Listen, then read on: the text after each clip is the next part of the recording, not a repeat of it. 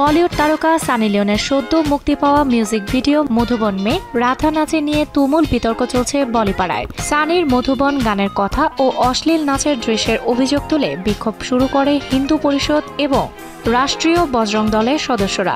শুধু গানের কথা বদলে দেয়া নয়, গানটি পুরো নিষিদ্ধ করার দাবিও তুলেছে এই দুই দল। বিক্ষোভকারীরা সানির বিরুদ্ধে অভিযোগও দায়ের করেছেন। এমনকি গানটি যারা রিমেক করেছেন সেই শাকিল তোষির বিরুদ্ধেও অভিযোগ এনেছেন।